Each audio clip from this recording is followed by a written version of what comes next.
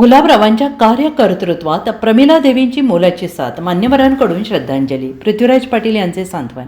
श्रीमती प्रमिला देवी पाटील यांचा राजकारण समाजकारणातील वावर कमी होता, मात्र सहकार महर्षी गुलाबराव पाटील यांच्या कार्यकर्तृत्वात त्यांनी अत्यंत ताकदीनं साथ दिली. खंबीरपणे कुटुंब सांभाळले, त्यांच्यावर संस्कार केले. विविध क्षेत्रात या कुटुंबाने जी वाटचाल केली आहे त्याच्या प्रेरणास्थानी माँसाहेब आहेत, अशा शब्दात मान्यवरांनी श्रद्धांजली वाहिली. श्रीमती प्रमिला देवी पाटील यांचे शुक्रवारी निधन झाले. आज रक्षा विसर्जन झाले. यावेळी पृथ्वीराज पाटील यांना भेटून विविध क्षेत्रातील मान्यवरांनी सांत्वन केले.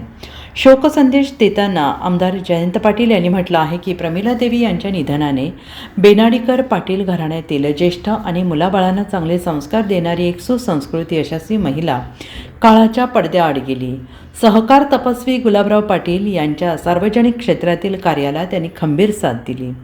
खासदार विशाल पाटील यांनी म्हटलं आहे की प्रमिला देवींचा स्वभाव अत्यंत प्रेमळ आणि आदरातिथ्यशील होता. राजकीय आणि सहकार क्षेत्रात मोठी कामगिरी केलेल्या मोठ्या नेत्याची पत्नी होणं फार अवघड काम असतं. बाळासाहेब गुरव म्हणाले की गेली 75 वर्ष मी पाटील कुटुंबियांच्या सान्निध्यात आहे. त्यांची सहनशक्ती अगाध होती. प्रमिला देवींनी त्यांचं कुटुंब कबिला सांभाळून मुलांना चांगले संस्कार दिले. पृथ्वीराज बाबांना घडवलं. चेंडके गुरुजी म्हणाले, प्रमिला देवी यांना शिक्षण आणि शिक्षक यांच्याबद्दल विशेष आस्था होती.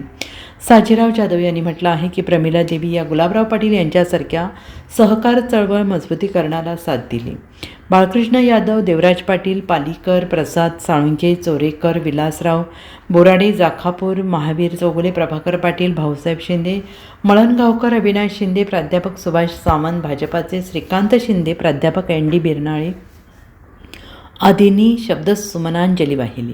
पालकमंत्री चंद्रकांत पाटील, माजी मंत्री बाळासाहेब पाटील, माजी आमदार वीरकुमार पाटील, माजी मंत्री अजितराव घोरपडे, भाजपाचे जिल्हा अध्यक्ष सम्राट महाडिक आदींनी सांत्वन केले. Bureau report, SPN Marathi, Sangli.